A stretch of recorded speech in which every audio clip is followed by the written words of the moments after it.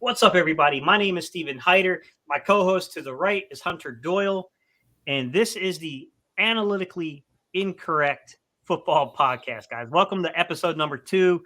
Thank you guys so much for taking the time to tune in and hear us talk about college quarterback. This is one of those topics that I got a feeling everybody's going to be everywhere on their opinions here about who they think the main guy is, if the Eagles should or shouldn't do something. I'll just start off by saying this, Hunter. I don't trust Howie Roseman. I do not trust Howie Roseman. I just don't. I know what he said was such a definitive statement inside the press conference, and Nick Sirianni, he really tried to maneuver the situation of like, no, it's going to be Hurts. But I got to be honest, man. I expect it to be Hurts, but I'm also like, I'm a little skeptical at the same time. Yeah. I kind of agree with you. Like, you just never know. And I just won't be surprised if they, look, Kenny Pickett's from New Jersey. You got that connection there. Carson Strong on a day 2 pick. That wouldn't surprise me either. Like and you could argue for every pick, there's like some type of thing that Howie, and there's reports of Malik Willis and all of that. I'm hoping part of it's just so that he can get some of these QB needy teams to trade up to 14 or not 14, 15 or 16 or 19 or wherever a quarterback might be available. Kind of like when we had that pick where we traded Lamar, gave the Ravens Lamar and then traded back a little bit. But yeah, like you said, there's always a little calculated risk when you have Howie Roseman in the front office. And I think we talked about it a little bit last time. I do think that they learned from last draft and they're starting to move in a better direction, hopefully. But, one draft class is one draft class. We'll see if it's a pattern after this year. 100%. I want to start off with a very, let's just call it it's not really newsworthy, but we'll call it a hot take, okay? It's a quasi-hot take that every person who scouts this draft class is going to probably come to a very same conclusion I'm going to come to. There's no Joe Burrow in this draft class. There's just not, guys. There's no Joe Burrow in this one. But it doesn't mean there's not good quarterbacks. It just means there's no one that you look at over their college numbers and their film and you go, wow, like this dude's something special. And I just want to illustrate a point for everybody. I like to judge college quarterbacks by a few metrics. One of them is I love to take a look at what is your time to throw and what is that margin between how long you're throwing the ball over 2.5 seconds versus under 2.5 seconds. But the other big indicator to me is your pressure stats. I like to know when things are broken down, how do you respond? How do you react? I think it's the best way of, in an imperfect world, of trying to assess how you might actually fare at the NFL level, right? Because that's very much the game kind of coming at you in a different way. Joe Burrow was just so special when he was coming out, man. His 2019 season at LSU was just something to behold. Versus pressure, he was 81 of 122. That's a 66.4% completion rate versus pressure. Like, it's unheard of. Even in the NFL, he's been hovering above 50%, which against pressure, guys, anything above 50% is, you pay attention to that kind of number. 1,391 yards, 17 touchdowns and 1 interception, 17-1 ratio. He had an 81.6 independent grade from PFF that year, 12 big-time throws to 6 turnover-worthy passes, an average depth of target of 11.7 yards. He took 36 sacks, so his pressure-to-sack rate was like 19.1%. It's not horrific. A little high. You'd like to see that a little bit down closer to 15%. A 3.72 time to throw, which versus pressure should be a little faster. Definitely would get you hurt in the NFL, to be honest. But it's not horrific for college quarterbacks. You start getting concerned when you see the 4.0 numbers with college quarterbacks. 30 scrambles, so he'll leave the pocket. You could maybe make some arguments that, much like we're used to with Jalen Hurts, that he may have left some things out on the field, leaving the pocket a little too early. But it had 141.1 NFL passer rating, just passer rating, basically. It's the NFL system of giving you a passer rating.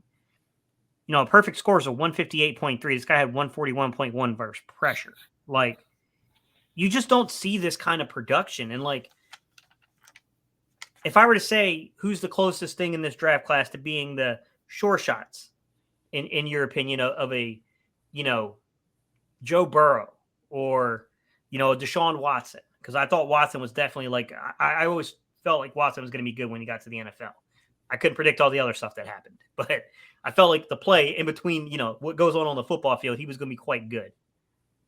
Do you see anyone that's even remotely, maybe we can make a nuanced argument here? Bryce Young, and he's not in this draft class. So, you talk about the pressure stats. You look at his pressure stats. I mean, every time I'm trying to look for the 2022 quarterback class, every time I go on PFF, I see Bryce Young. So if I had to pick one, I think the lowest floor, I would go with the guy with not lowest floor, the highest floor, Kenny Pickett. I think he was pretty solid under pressure. Again, like you said, it's nothing eye-popping like Joe Burrow. He's not anything bona fide, but I'd say Pickett, you know what you're going to get in him. Speaking of time to throw, I think he had the second or first, most time to throw in the country. So he definitely has to get a little bit quicker processing, but he's got pretty sound mechanics. He can get the ball where it needs to go. He kind of has that, I think PFF kind of put on their draft guide. He has that feel for the position where he can lead receivers where they need to go, put them in positions where only they can get the ball.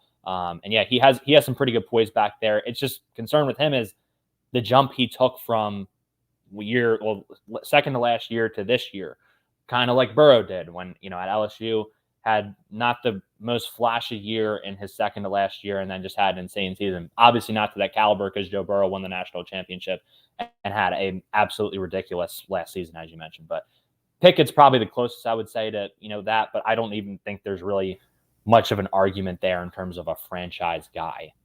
I like the way you stated that because I think that there's room to kind of make a nuanced argument there that if you look at the big time throws and some of the other underlying analytics, like Pickett's kind of close. He's not quite Burrow, but I mean, look, He was 45 of 102. So 44.1% completion rate. That's not quite the above 60% rate that Burrow gave you, but he did have 10 touchdowns and 2 interceptions. Not quite graded at that 80-some% that, Burrow was graded. He was graded as a 60. 9 big-time throws, 8 turnover-worthy passes. He gives you the big-time throws. He also gives you the turnover-worthy passes. That's kind of the issue with Pickett a little bit. Yeah. There's a little bit of a risk, a gamble with him versus pressure. His average depth of target was further than Burrow's, though, so he did take his shots, 13.6. I will say 31 sacks, very similar numbers to Burrow here. 31 sacks and a pressure to sack rate of 19.3%. Very reminiscent of what we saw with Joe Burrow. 28 scrambles. Joe Burrow had 30. There are some underlying things. There's definitely some underlying things here. An 86.6 NFL passer rating. His passer rating was not quite what Burrow's was, but I definitely what you're saying in terms of the ball location, the ball placement, when he really sees it and, basically says, okay, here's where the blitz is coming. I just need to replace defender with football and hit this guy in stride to give him a chance to get big. Yeah, I can see that aspect of Kenny Pickett's game 100%. But you mentioned something, and I should highlight it because I think you did a great job, which is his time to throw is not Kenny Pickett like. Or I'm sorry, Kenny Pickett's time to throw is not Joe Burrow like. Let me say that correctly. He had a 4.20 time to throw versus pressure, which is, I said anything above 4 makes you a little worried here. And, you look at Joe Burrow, and Joe Burrow's at 3.72 in college. I mean, that's, you're talking 0.5 of a second, pretty close to that number. That's a big figure there in terms of the difference. And I think what makes me a little curious about Kenny Pickett is like when you look over his passes above and under 2.5 seconds and kind of where he ranks out of these last 4 previous draft classes in this current draft class, like Kenny Pickett doesn't get the ball out of his hands. I mean, I broke down 40 quarterbacks. He's 38th in terms of that ratio. He had 194 passes that were below 2.5 seconds and 303 above it, which gave him a 39% ratio. So that's, obviously a guy that might hold the ball just a little too long. But overall, I'll ask you this about Kenny Pickett. Do you think that this is a solidified, bona fide top 10 quarterback in this draft? Like he's going to go in the top 10 picks, I should state. Top 10 overall, just positionless. Yeah, that's a good question. I'm gonna say yes, more so just because of the quarterback class and a few teams that might be up there that might just want to secure their guy. Do I think he's a top 10 overall talent in the draft? I'd probably say no. I don't think any quarterbacks are. I think there's a lot of strength at other positions. I mean, we could get into that another time, but Kayvon Thibodeau, Aiden Hutchinson, Kyle Hamilton, like there's a couple guys at the top that are bona fide guys, and I think there's some really good top 10 talent. So I'd probably say no, but I think he's probably right on the outside of the top 10. I'd probably give top 15, top 20 in the draft. I like that position ranking for him, and we're not projecting where he will be drafted, guys. We're just saying overall evaluation of the player. Kenny Pickett's kind of a weird one to talk about because one thing I will say about Kenny Pickett is that he does a great job of getting the ball across the middle of the field. I mean, to be quite fair, his numbers are quite good when we're looking at middle of the field production. I mean, the deep middle, he was 26 of 38, 68% completion rate, 900 yards, 14 touchdowns, and 2 interceptions. I mean, yeah, I mean, that's great production, man. I mean, 41 to 64 across the intermediate level in this, middle of the field, 689 passing yards, 6 touchdowns, no interceptions.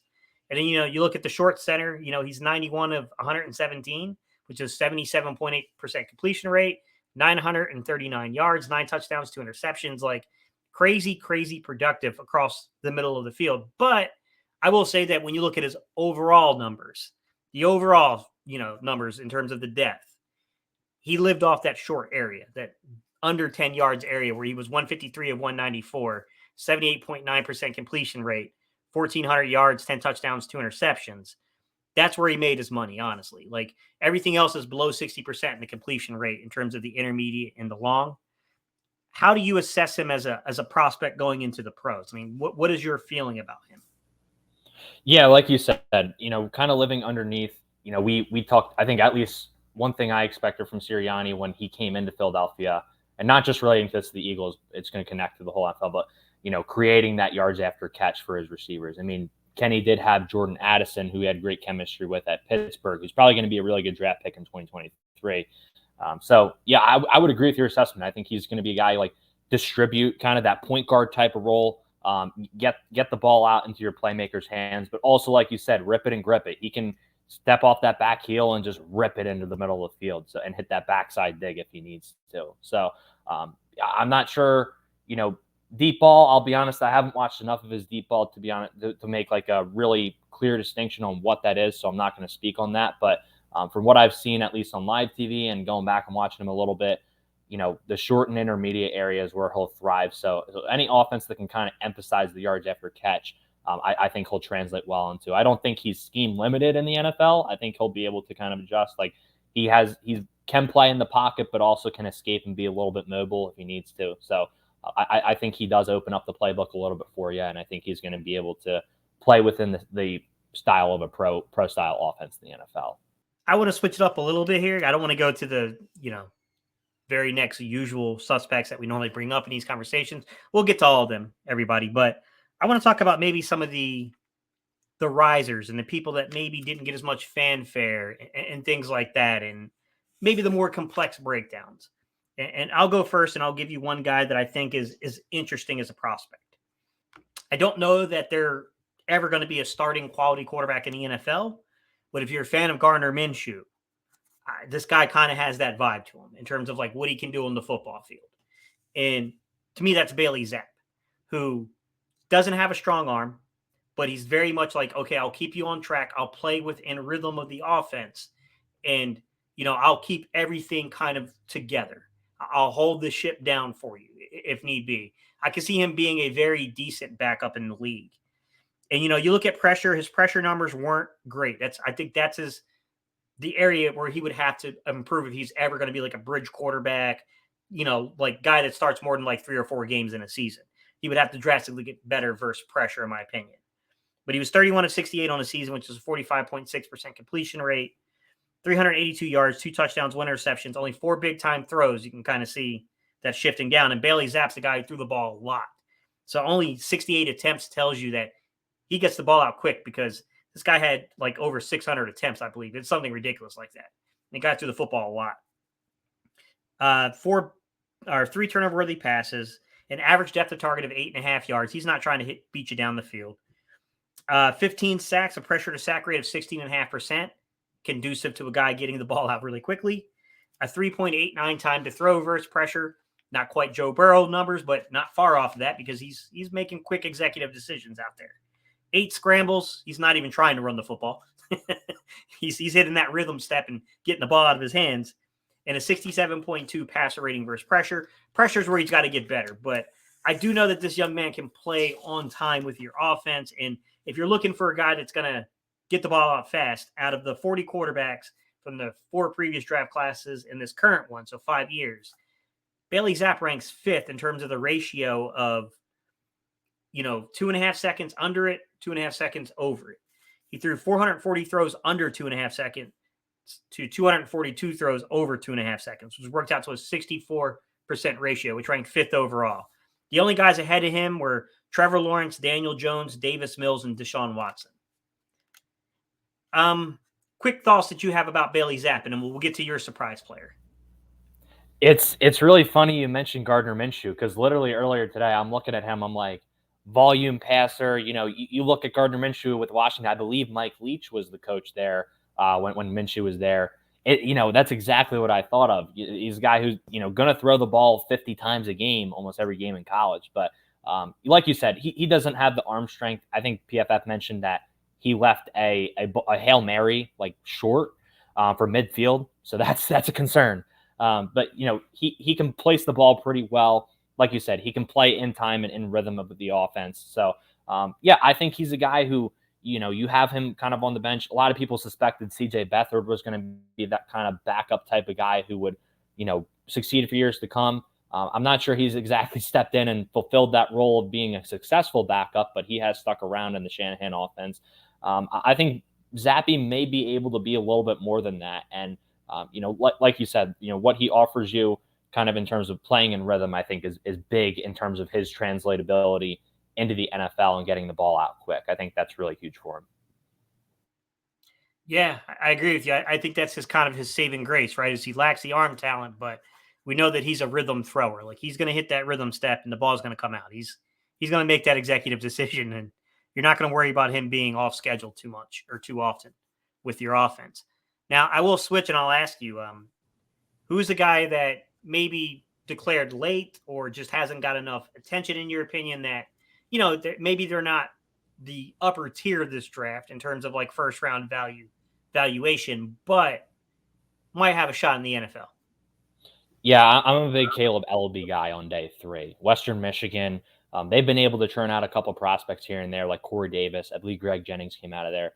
And this year they have Sky Moore at receivers. So obviously they've had a few receivers come out of there. And Ellaby did a really good job putting the ball on him a good amount of time. In terms of arm strength, I would say he's got good enough arm strength to play at the next level. I don't think it's going to wow you or it's not going to pop off the screen, but he's going to be able to get the ball where it needs to go with some good velocity and some good touch and fit it into some tight windows here and there. I will say he had a lot of turnover-worthy plays this year. If you go back and look, 2020 was the better of the last 2 seasons for him, but he's been starting. I believe he started during his freshman year at Western Michigan. So that's a guy, leadership, I think, is a big thing with him.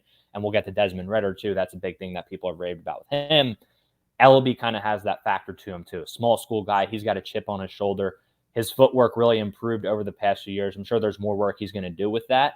But I think it's gotten better. And, I think Ellaby is the guy who you take a chance on and you kind of get surprised with, what you're going to get, especially with the work ethic and the leadership he brings. I think he's kind of like Zappe in that some of the things he brings will translate into at the least a good backup role going forward. Yeah, I like that pick a lot. Just my notes real quick on Ellaby because he was kind of one of these later, guys to declare. Love this film when you were looking at guys like Sky Moore and a few other guys. Western Michigan's offensive line was pretty good as well, just to kind of give those guys a shout out. But what I remembered about this young man more than anything was he threw the intermediate level very well. He was really, really good at throwing the ball in the intermediate level.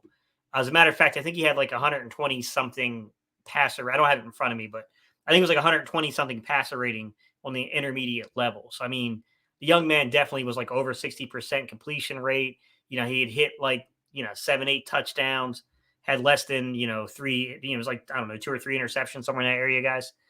He was really good.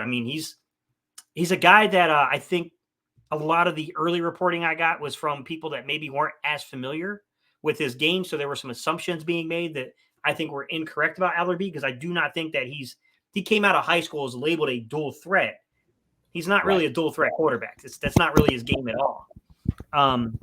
He's a little bit more of a, strong thrower. I don't think he's got like a rocket for an arm or anything like that. I don't see that per se, but he's a guy that I think has, at minimum, I think he's somewhere in the area of where Jalen Hurts' arm is in terms of the talent level. A very accurate thrower. He's a very accurate thrower of the football.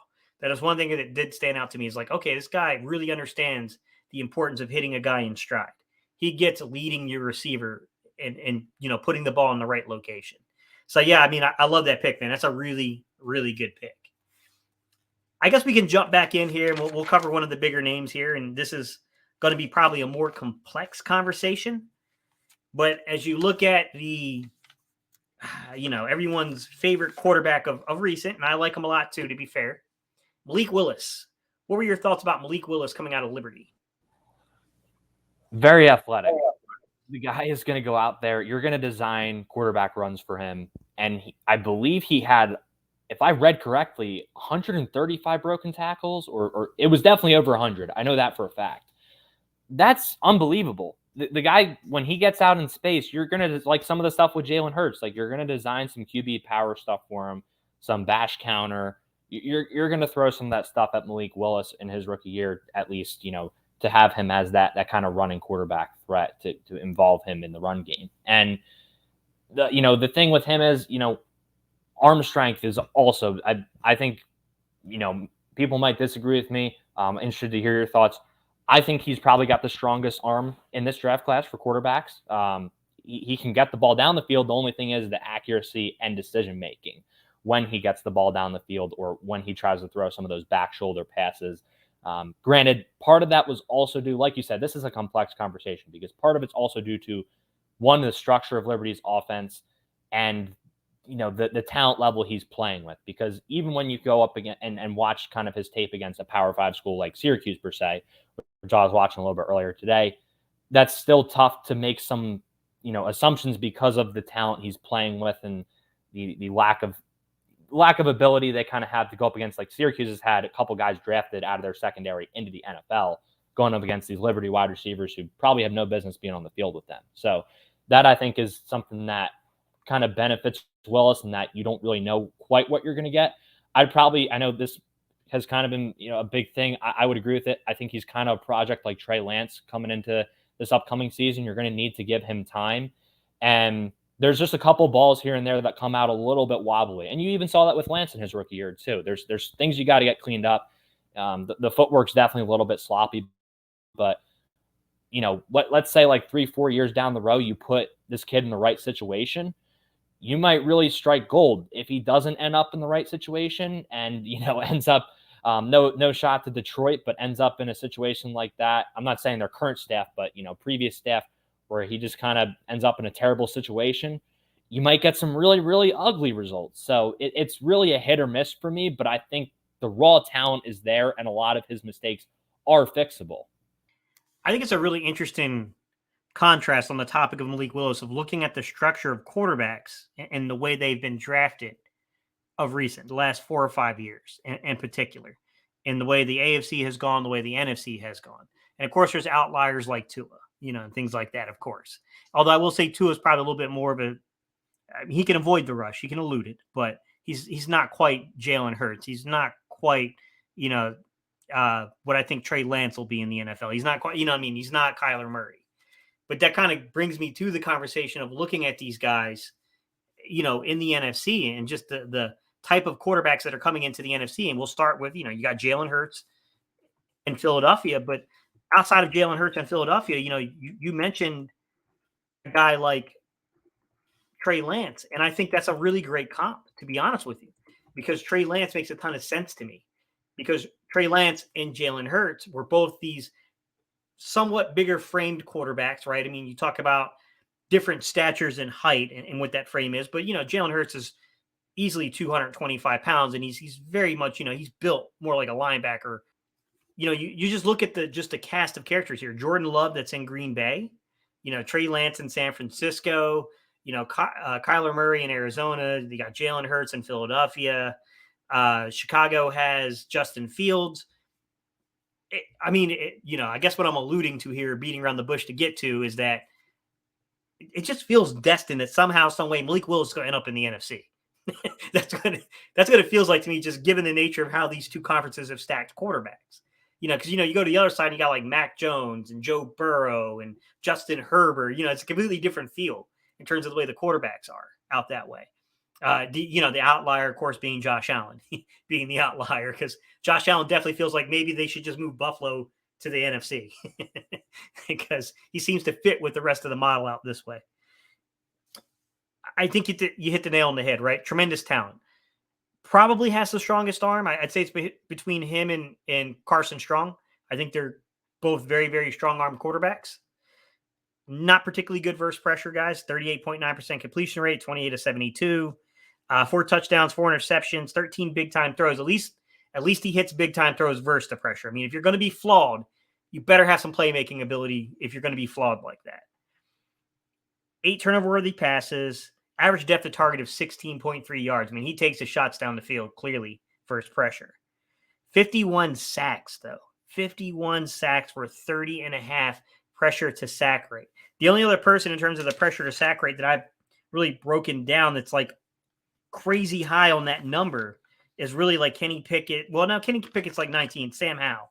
Sam Howell's also like right around that 30% rate to where he's scrambling around, doing a little bit of running around, trying to play hero ball a little bit.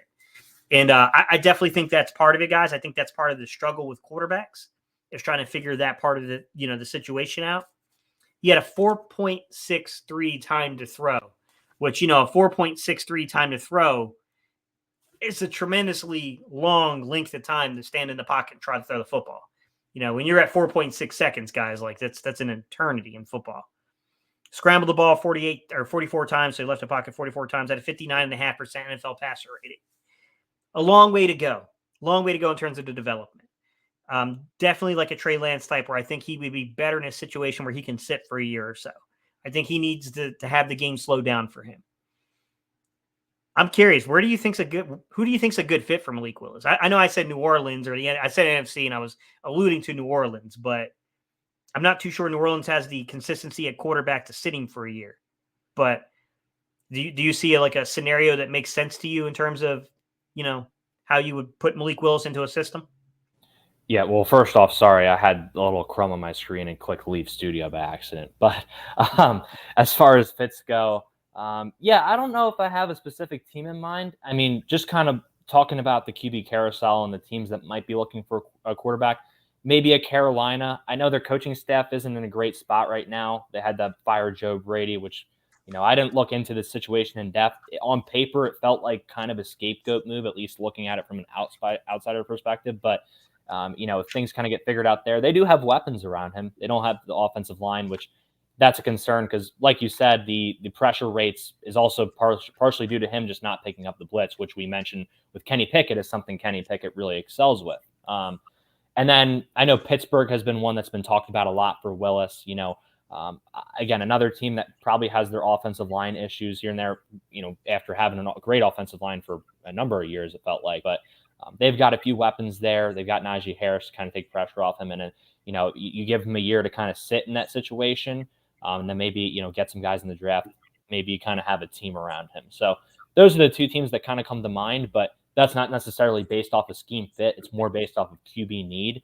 So as far as QB, as far as fit goes, definitely somewhere where they, incorporate the RPO game a little bit more, I think would probably benefit him with his usage of his legs. 100%. All right, I'll switch gears and I'll talk about another guy. So I'm going to stick to the idea of what we were talking about, which I think that, you look at Malik Willis, you look at Trey Lance, you look at Jalen Hurts. I feel like those three guys in particular, there's a lot of similarities between those three. But another grouping of three that I'll give is that, you look at Justin Fields in Chicago, you look at Kyler Murray in Arizona, and the next guy I'm going to mention is Matt Corrral. Very mobile guys. Listen, when we say Michael Vick, we say it with the greatest respects because none of these dudes are exactly Michael Vick, but these are very athletic quarterbacks that also happen to have a cannon for an arm. That's what I mean by Michael Vick like, because, I pointed this out the last draft cycle that I said, hey, I don't know how much, Justin Fields is a little slow at reading things, but I got to be honest with you, man, that young man's got a rocket for an arm. He can throw the football. There's no doubt about that. Kyler Murray's got a really good arm. I'll be honest with you, Matt Corrral, when you watch this film, the arm talent's there. It pops off at you. You see it. It's definitely there. Is it Malik Willis's arm? Probably not. Not quite that, I don't think. But Matt Corral, just like Malik Willis, is another one of these young quarterbacks that playmaking ability's there. He's just not good versus pressure yet. And he ranked 38 out of 40 quarterbacks over 4 previous classes in this current one that I graded. 36 of 84, guys, 42.9% completion rate. 445 yards, 2 touchdowns, 4 interceptions, 3 big-time throws to 6 turnover-worthy passes. I mean, right away, you get the theme here. More interceptions than touchdowns and more turnover-worthy passes than big-time throws. Never a good place to be in versus pressure, clearly. Average depth of target of 8.8 yards. As big as an arm as he has, and you see at times, he doesn't push it versus pressure. He doesn't try to beat the defense with it. I really wish that there was more of an opportunity for him on film to see that, and it's just not enough of it. 21 sacks, but a pressure to sack rate of only 15.4%. He does get the ball out of his hands, and he's got a good arm, and he's athletic. Like, he's more mobile than what people might realize. So, you take that pressure to sack rate, the 3.5 second time to throw, which is a really good marker for a college quarterback. It's a great marker for a college quarterback. 29 scrambles, still shows you he leaves the pocket probably a few times before he should. A 48 NFL passer rating. If you dig deep enough and you're trying to project upon talent, not the production at the college level, because the production's not there, but the young man has a really good arm. He can make quick decisions. He can make decisive decisions. The problem is that the offense is not very complex at Ole Miss. And it was a whole lot of one-read design stuff, 2-read high-low concepts, and if you ever got to a 3-read progression, it was a lot of flood concepts. So it wasn't very complex. A lot of easy give-me stuff there. But the underlying talent's there. I mean, we see the pressure to sack rate's great. The time to throw is great. We know that he'll execute the offense if you set it up for him. I mean, he'll leave the pocket, but it shows you he's got mobility. He's just, he's got to learn to play a little bit more on schedule with the offense. If I judged him and I looked at just kind of basically the underlying numbers in terms of above 2.5 versus under 2.5 seconds out of 40 quarterbacks broken down over these 4 previous in the current draft class, he ranked 13th. He tied 13th with Pat Mahomes, interestingly enough, is who he tied with. He had 222 throws that were under 2.5 seconds and 170 that were over 2.5 seconds, which worked out to a 57% ratio. What do you think about Matt Corral? What is your opinion about Matt Corral? No, you said it. The third progression is not quite there yet. It's, like you said, flood, cell concept, whatever you want to call it. All that type of stuff where you're just trying to get 3 guys in 2 zones, or against 2 defenders. So, look, another guy, leadership is off the charts. Yeah, especially, I know he's had a rough backstory and just coming up from that and making a lot of strides. There's like, he's a confident thrower, I think is the way I put it. Like, even when he makes mistakes, he'll go back out there and rip it and throw with anticipation, and he trusts his guys. The only thing is, like you said, a lot of those are, some of those are quick reads. I think he was maybe 3rd or 5th in the country in screen yards. So a lot of times where they were setting stuff up for him. And, there's footwork issues like every quarterback. Like I know JT O'Sullivan said, a little bit too toesy. Heel clicky on deep throws. That's something that most of the young guys struggle with, I think. But my bigger concern is probably durability, because unlike the Malik Willises and some of the other guys in this draft class who are around, like Sam Howell, 220-ish, Jalen Hurts, 225, I think Corral is only like 205. I think he's 6'1", 205, if I'm not mistaken. And he did not learn to slide very much at Ole Miss. He had plenty of opportunities. There were occasional times where he would slide, but he's just so much of a competitor that he'll go out there and just go dive for the first down every time. And obviously, being Eagles fans, we know what happened with Carson Wentz. And Carson Wentz was a bigger guy too, but we know what happened after a while, after he took 1 too many hits, and then one of them ended up being sandwiched in between 2 guys. So that's my biggest concern with him. I think also just timing on some of his deep balls, is something he needs to work on a little bit. There's just a couple deep balls where the placement isn't quite there, but that's a little bit nitpicky. I mean, there's plenty of deep balls you could pull samples from where he hits them right in stride. So I like Matt Corral. He's the one guy. Trey Lance was kind of my sleeper after the 2019 season, and then 2020. I always try to pick a sleeper. Corral was my sleeper coming in over Rattler and Howell. Mid-season, I was really high. I was like, all right, I picked the perfect guy. He's going to end up being the number one in the class. Now I've kind of simmered back down on him. I think he's, kind of not middle of the pack, but, he's definitely not 1 or 2, I would say. Maybe you could make an argument for number 2, but I think he's another guy. He has a high ceiling, but could have a little bit of a lower floor. But I think in terms of, you're talking Pickett, the guys we talked about, Pickett, Willis, Corral. Willis, I think, very high ceiling, very low floor at the same time. Pickett's kind of a very safe pick, and I think Corral's kind of in between those two in terms of, safety versus risk and all that. The next guy I'll bring up in this discussion is Desmond Ritter from Cincinnati. Very intriguing guy. Some of the underlying analytics are really good, but hard to place because there was an element of his offense or his style of play that was kind of like, oh, you're bringing pressure. Where is Pierce on the football field? I want to give this guy a contested catch opportunity. It was definitely a part of his film. There's no doubt about that, about Ritter.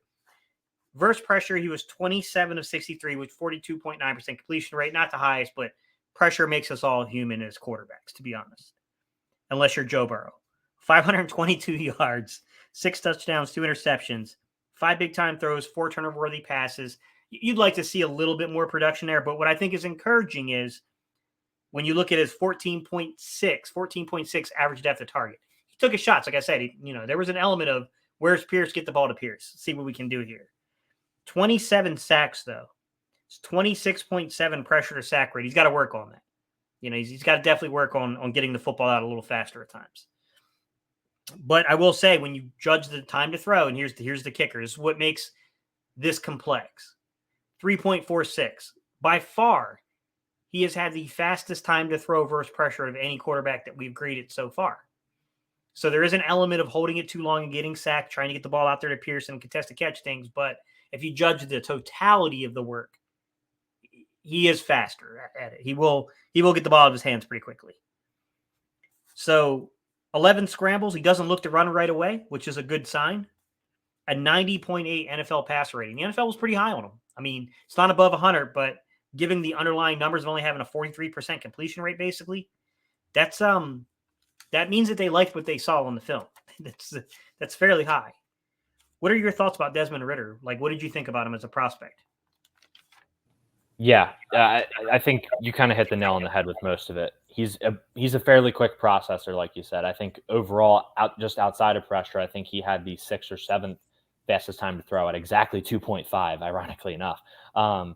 Gets the ball out quick. He, like you said, part of that is you had a guy like Alec Pierce who you can throw the ball up to, and that helps. But got to give him his credit. That's a long body of work, and especially you consider he did go to the semifinals. So that's a really big body of work compared to some of the other guys that might only have 11 or 12 games. So look, and that, like I said earlier, leadership and competitiveness and toughness, that stuff's unquestioned. The dude came back for an extra season just to go try and win a national championship. And for an AAC school, came pretty close to doing it. I mean, honestly, I think he accomplished a lot of what, he set out to accomplish. I know he wanted to win the Natty, but realistically, you're not going to go out there with a Cincinnati football team and go beat an Alabama football team. That's just not realistic. So he played well. And biggest concern with him, I think it's mostly the ball placement. That's something that he really did struggle with from time to time.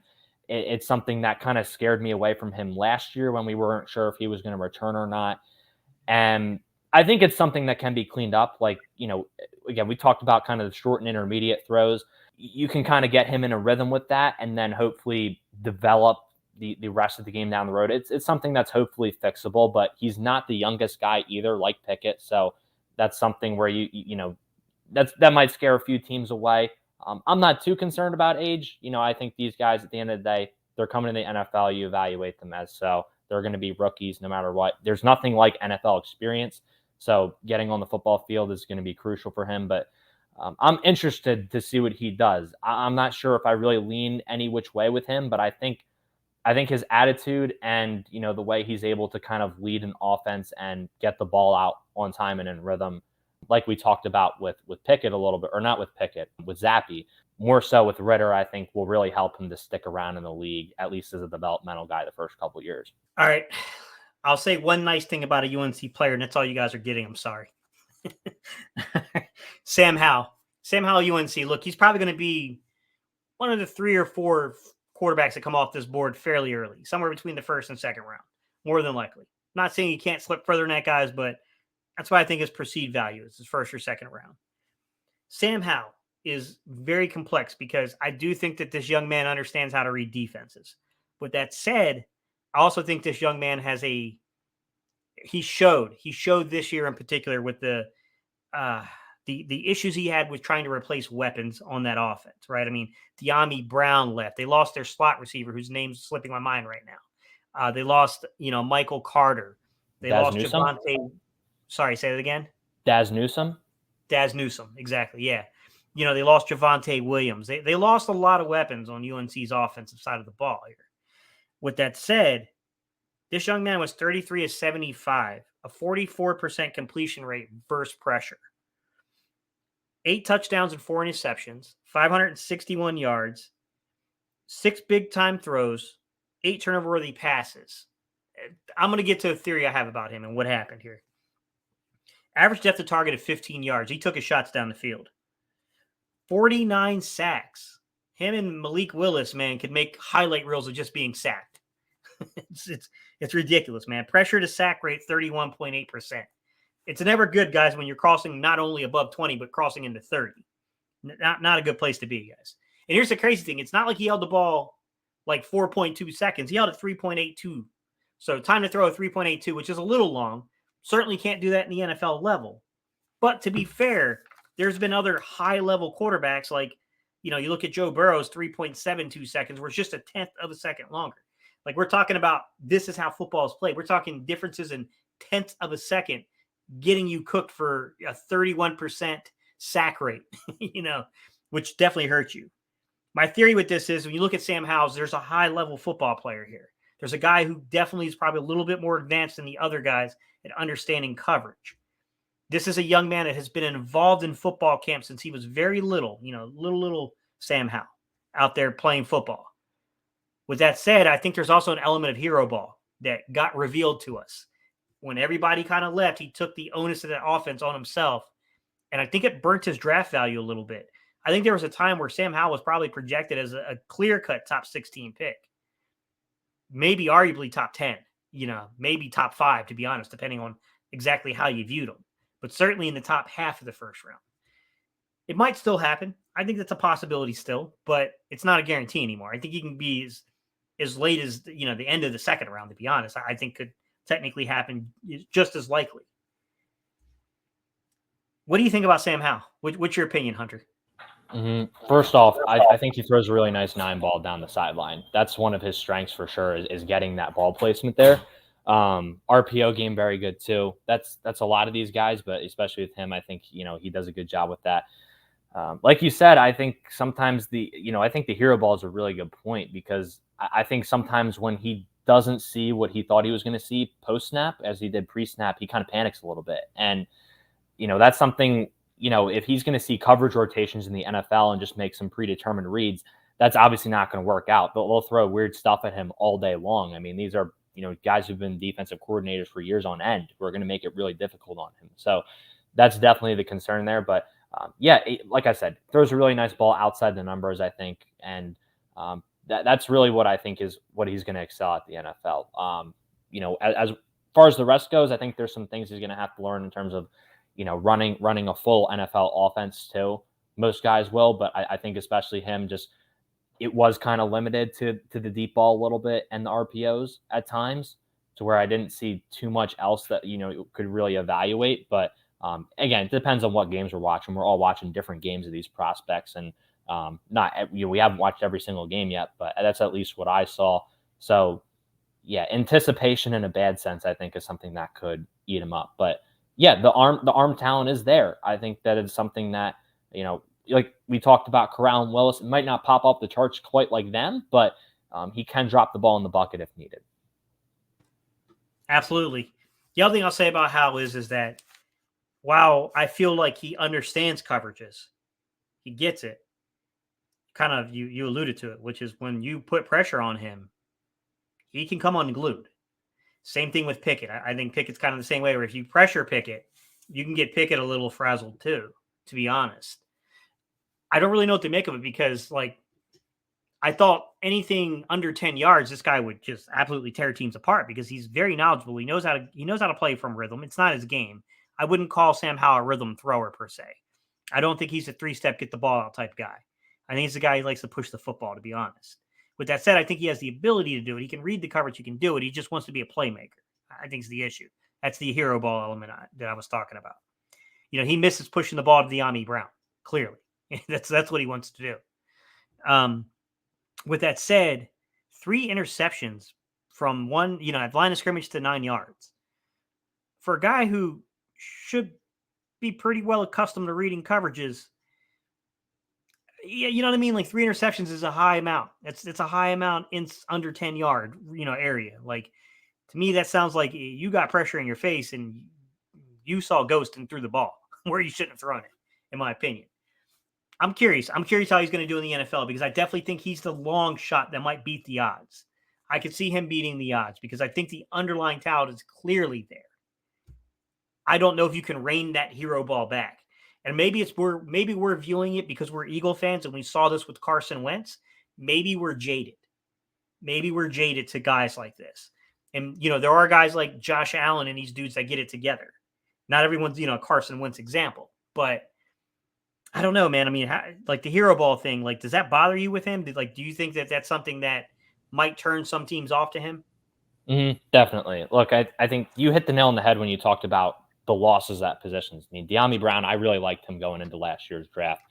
Daz Newsome, like, not anything high level, but like good 4th, 5th round pick. I believe he was picked around that range to the Bears. A special teamer who can contribute, but we're not talking about that. More so on the offense, he can go to work if you need him to. And not the fastest guy, but does have some nuance to the routes he runs. And Michael Carter, Javonte Williams. When you're talking about all these 4 guys, and then you go from that to pretty much only having Ty Chandler and Josh Downs. No offense to those guys, I think they they had respectable seasons, but that's a big drop off. I mean, we're talking about Michael Carter and Javonte Williams, 2 guys who went fairly early in the draft last year, as well as De'Ami Brown, who went on day 2. Like, these are guys who were considered high-level talents come draft season. So I think he did kind of feel the pressure mount to where he had to do a little bit more on his own and make something happen to where, like you said, 3 interceptions within 0 to 9 yards. That is a little bit of an alarm. That I don't want to say red flag, but it's something that does concern me. And like you said, Eagles fans, we're a little bit, that's something that's going to factor in because we saw the 2020 Carson Wentz where, Donovan Wilson's coming downhill against him when we played Dallas and he just holds on to the ball when he should have thrown it away. And it's just simple plays like that where he just tried to make stuff happen that wasn't there. So it does turn me off a little bit, but I do think there's enough to work with there that it's not going to scare too many teams away. But like you said, it could affect his draft stock to where he falls a little bit further than people expect him to. Carson Strong, less of probably the bigger name guys. Utterly disappointed by his film. It's not that I don't like the player, man. I think there's something there with Carson Strong if you can keep that knee bandaged together somehow. With that said, this is a guy that has tremendous arm talent, and it wasn't on display on the film. He didn't push it enough. I mean, this guy's average depth of target versus pressure was 9.7 yards, and he's got an absolute cannon. It was like wasted time, wasted energy, wasted opportunity. Not really energy. It's really wasted opportunity with Carson Strong. The guy ranked 10th in terms of passes under to over 2.5 seconds, which is not what I would have expected. I thought this guy would be like, you got to rein him back a little bit with that. He's trying to play too much of the arm talent. It's not the case at all. 311 throws that were under 2.5 seconds, 224 that are over 2.5 seconds, 59% ratio there. Carson Strong has all the arm talent in the world. He did not take enough big-time throws. Versus pressure, only 2 big-time throws, 4 touchdowns. He didn't, 5 turnover-worthy passes. He will put the ball in harm's way, but it's not ridiculous. It's just out of proportion to the big-time throws. 39 sacks, 24.5%, pressure to sack rate, which tells me that when the pocket breaks down, you're in trouble with him. I don't think it's quite the Kyle Trask level issue, but it ain't much better. You know what I mean? Like, it's not much better than Kyle Trask. What were your thoughts about Carson Strong? Is another guy gets the ball out fast, 3.49 seconds versus pressure, which you don't have that much to guide him versus, in the pros. When he does push the ball downfield, he does so with some incredible touch. Like he has the arm talent, like you said. He can drop it in the bucket and make some really nice throws. They had Romeo Dubes there, who he made some really, really nice deep throws too. But we have Cole Turner, who I think is tight end in this draft class. I think he liked to dump it off to him a good bit rather than take some of those shots sometimes, as you mentioned. So ideally, I think I kind of envision him like 6'4" gunslinger type, like kind of Matt Ryan-ish. That's kind of the guy I kind of think of when I think of Carson Strong. If he's willing to take some more shots. Matt Ryan obviously had the luxury of having Julio Jones, which helps a lot. But look, this is still college football. We're still playing in the Mountain West. Romeo Dubes was kind of a matchup nightmare for some of these other corners at times, who probably aren't going to be in the league. So I think got to get that aggressiveness up a little bit, but I do think he has the arm talent there, as you mentioned, and I think I'm excited to see. I'm excited to see where he ends up, because I think it'll depend on who's in the coaching room with him and what kind of team he ends up with and what offense he ends up with. Because I just think a dink and dunk offense would just be a waste of his potential. Honestly, I don't think he couldn't do it, but I just would like to see him if he can start to. As you mentioned, I think you really did hit the nail on the head with pushing the ball downfield. If he can start to do that a little bit, I mean, we're talking about a guy who might end up being one of the better names out of this class if he lives up to the potential. He just feels like a Pittsburgh guy to me. He feels like a dude that would fit Pittsburgh's scheme so beautifully. They want a guy that can play on schedule and can play on time with their offense, but also has that Ben Roethlisberger frame and ability to push the ball down the field. The problem with Carson Strong is that he's also probably already coming out of college pretty close to the injury history of a Ben Roethlisberger. So you're going to have to be a little careful with that because, he is dealing with some stuff. I like his talent level. I do. We'll talk two more guys real fast, guys. Brock Purdy, Jack Cohn. I'll combine them together here, guys. Very similar numbers in terms of playing versus pressure. The difference being this. Brock Purdy showed a little bit more athleticism. When you look at his sacks, 22 sacks, which works its way out to 15.4 pressure to sack rate, which wasn't very high. But he had 26 scrambles. And then 4.31 time to throw. Spent an eternity behind the pocket. Didn't get sacked a lot as a result of that. It's got to be due to that some athleticism. There's got to be some inherent athleticism to Brock Purdy. 10.3 average depth of target, pretty much the same exact as Jack Cohn. The difference is when you look at Jack Cohn, you got a 3.1 time to throw. The fastest of this draft class so far. Jack Cohn. He finally surpassed a couple of guys for us. Jack Cohn, though, here's the thing. He's very stationary. Only 4 big-time throws, which is not very high. Brock Purdy only had 2 big-time throws. But he's more of a professional-style quarterback. 34 sacks, man. 27% pressure to sack rate. Like, gets the ball in 3.1 seconds. There's just not, to me, Jack Cohn just, the pocket breaks down, you're in trouble. He's not giving you anything, man. He played at Notre Dame last year. I think Cohn transferred from Wisconsin, I want to say. Wisconsin. Yep, that's correct. What do you think about Brock Purdy and Jack Cohn? What are your opinion on those two guys? Yeah, you talk about Jack Cohn, obviously playing at Wisconsin, you're going to kind of get a little bit of that pro style under center feel. So that'll help a little bit. You obviously had guys like Clement, Melvin Gordon. I'm trying to think. There's one other guy who played there. But, you're going to get a little bit of that play action feel with him. And he had to adjust a little bit going to Notre Dame. But as far as Purdy goes, I watched Charlie Kohler, Iowa State tight end. I watched a little bit of him. I worry about Purdy a little bit getting outside of the pocket too and extending the play. Not that he doesn't have the athleticism. It's just sometimes the decision making and trying to force it a little bit. Not even when he's outside the pocket sometimes. Sometimes just in the pocket trying to force it a little bit. There's a reason both of these guys are kind of probably day three picks. So I think, Cohen, I'd probably be willing to kind of take a gamble on maybe. I don't know if I'm putting too much stock into either of these guys. I'm definitely leaning more Cohen than Purdy here. But, yeah, they both have some tools that you can at least warrant, like, training camp arm, I think. The last guy I'll just touch on really briefly, guys, is Skyler Thompson, and we'll round out this conversation. Skyler Thompson, Kansas State. He didn't play a ton of snaps, but he was 43 of 70 for a 61.4% completion rate. Very high completion rate versus pressure, guys.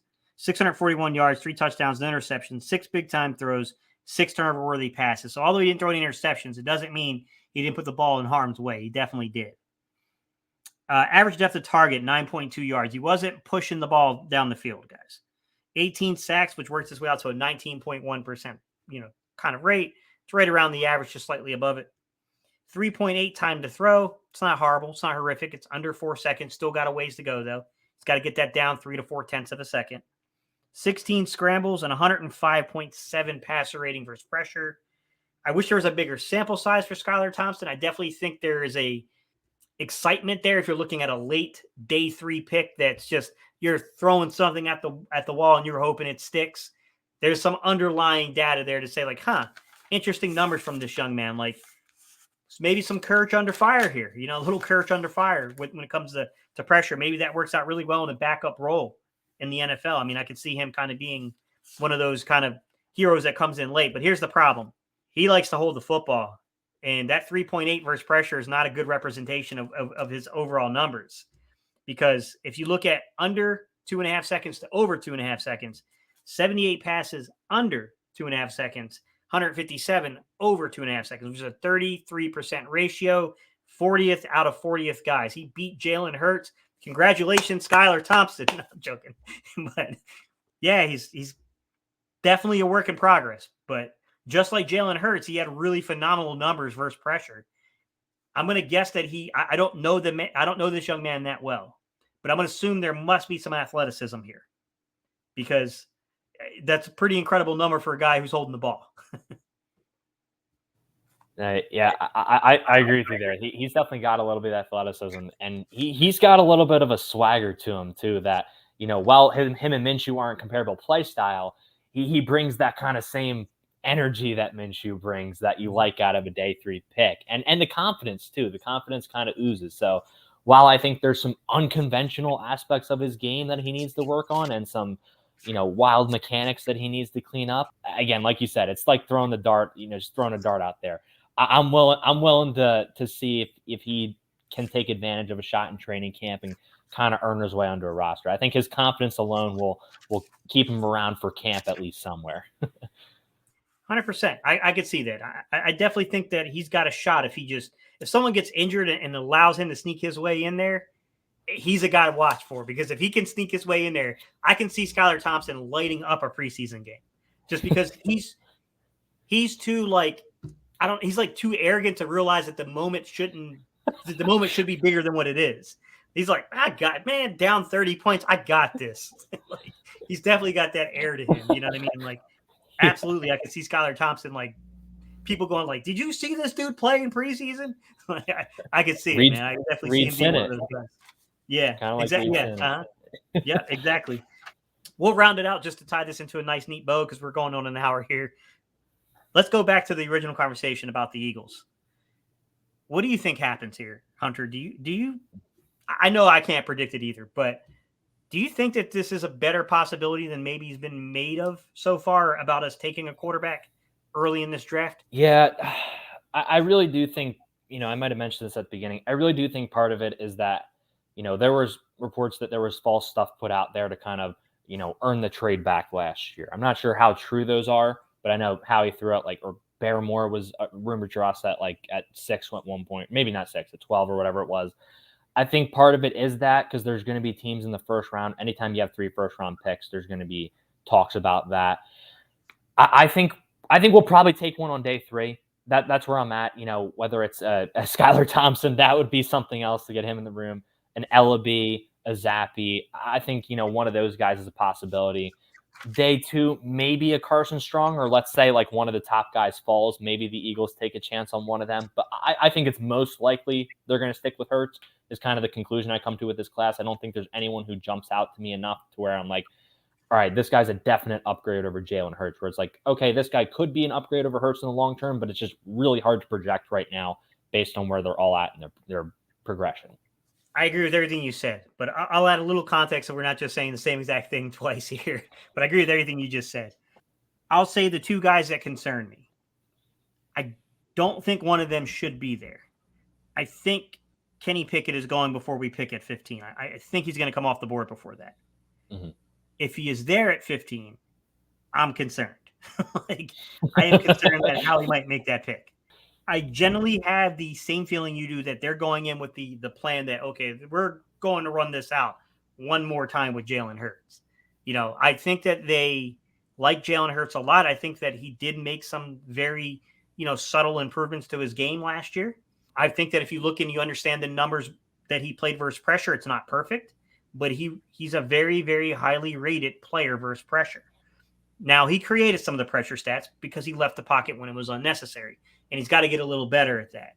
But his passer rating is quite good versus pressure. I will say that, there are some other subtle points that I saw where Jalen Hurts got a little better. Like, he got marginally better on third down.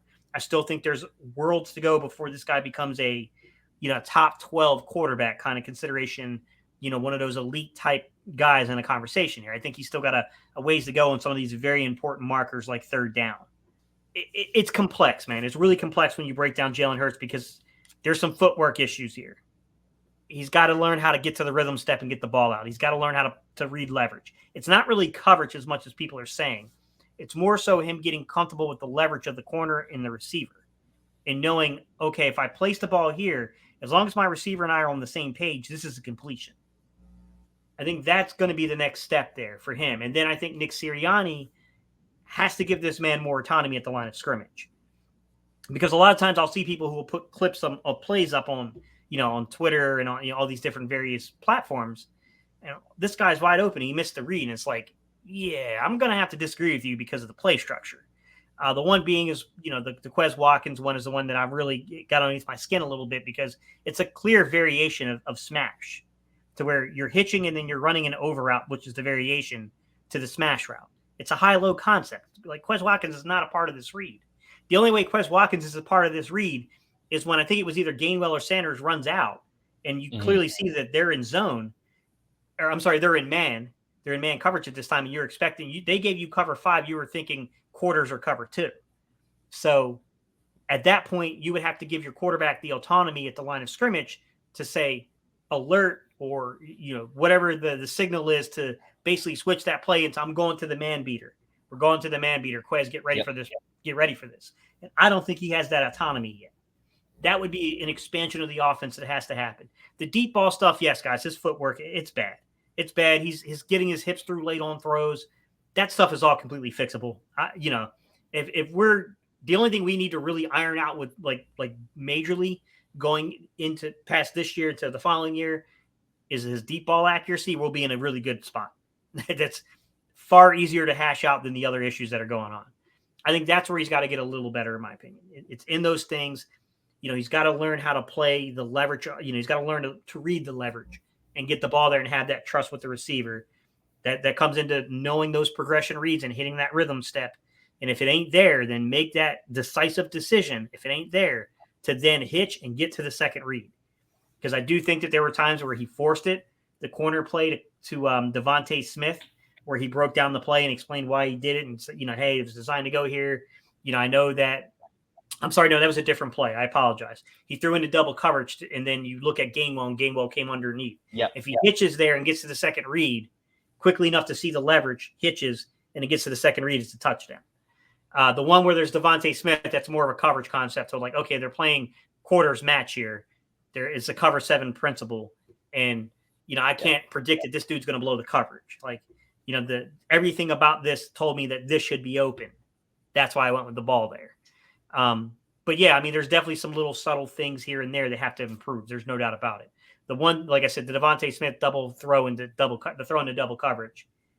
That's an element that has to get better. Can't have, you got to get better at those type of things, especially going into year 3. Now, I know it's not his third year completely starting, but it's his third year watching NFL film, being in NFL rooms. Like, it's got to progress a little bit here. You definitely got to kick it up a notch going into this season, especially, and we're assuming that he's there. We don't know. We have no clue. We're not ruling out them trading for a veteran. We're not ruling them out for drafting a guy. We're just saying it feels like they're going to probably run it out there one more time with Hurts. What are your thoughts about Jalen Hurts and what you think has to happen here? Yeah, I like you said, that I think you were talking about the Goddard. The second throw you're talking about was the Goddard one where he just ended up being wide open out of nowhere, where it was kind of the cover 7. They were bracketing in the slots. And then, Watkins was kind of the read there. That's something, like you said, you can't predict that. And, he put the ball where it needed to be. Someone pointed out that he had a 5-step drop instead of a 3-step drop. I'm not in the room. I don't have the playbook, so I'm not going to try to, I don't know what the deal is, whether that's something that's, he shouldn't be taking a 5-step drop in the red zone. I'm not the one in the quarterback room, so I'm not going to try to predict in terms of that. But I think, like you said, it a lot of it just comes down to, can he kind of pick up a little quicker next year? Because we saw some subtle things, but like you said, I don't know if this was kind of because of his ankle, but there was a throw in the first Washington game we played, deep ball where it kind of landed in front of Smitty. Smitty was a little banged up in his leg, I think, in the game. Didn't lay out for it, but also Hurts took 2 crow hops to throw the ball like he was an outfielder playing baseball. Little things like that where it looks a little unnatural at times. I remember his first completion as an Eagle kind of looked like a javelin throw where he did hit Jalen Reagor, but it just looked a little bit unnatural. So mechanically, like you said, bailing out of the pocket, he did clean that up a little bit, but those plays at the beginning of the year against the Bucs and the Chiefs where he's running 5 different ways in the pocket, that can't happen. You got to sit in the pocket and make a couple reads here and there. So I think he's getting better, and I think the second Washington game was one of his better games, although the stat sheet won't show it. I thought he was very calm, cool, and collected. He was in rhythm and made the throws he needed to make and stuck in the pocket for the most part. Maybe the ankle was a little bit of a blessing in disguise in that it forced him to sit and make the throws from inside the pocket a little bit more and get the ball out. But yeah, there's things, if we don't see, I don't want to say serious progression, but at least, above average progression next year to where we can say, all right, we see he has the tools now. This might be a guy who can take us another round deeper into the playoffs. Beyond next year, and then that progresses to them. He's a guy who we've seen him taking us to the divisional round. He might be able to win the divisional round, and then you're 2 games away from winning it all. He's, I haven't seen that from him yet. Granted, it's only year 2, but I think that's what you're going to be looking for seeing down the road. 100%. Yeah. And I don't know like I said, I can't judge that one either. I understand what the person's saying about a 5-step drop in the red zone, but it also depends upon the sequence of the reads too. So they're judging depth of route, but not necessarily the sequence of where your first and your second reads are. So I don't know that. I would have to be in the film room and have to see it. It is a possibility that his footwork was off there and he took a 5-step drop on a 3-step. It's possible, but I can't really weigh on that one either without being in the room to talk and to see what's going on and try to get the idea of why we're taking such a drop there. It's difficult, guys. I mean, there's a lot of executive decisions in these things that you have to be in the room to know what the heck is going on there, to be quite honest. So guys, we really appreciate you sticking this out with us. We're going on an hour and 10 minutes. We're getting ready to close this out. Thank y'all so much. My guy Hunter here, he's a college student. It is Friday night when we're recording this, although you guys are hearing it on Monday. I'm sure he wants to get out there and be a college student, maybe do some studying or some other stuff. Central time. It's Central time. We're good. Central time. Okay, so he's a little earlier in the day than we are. But Hunter, I appreciate you. Thank you. Thank you so much for coming on. Next conversation, maybe we can talk about the expansion of the offense and what needs to occur, and maybe give some ideas between the draft and free agency of how you can expand upon the offense and what can make this thing maybe start to click a little bit here. Absolutely. That sounds great. All right, guys. Thank you all so much. We appreciate each and every one of you guys for tuning in and watching the show. And we will see you on Wednesday's episode, guys. Peace. We're out of here, guys.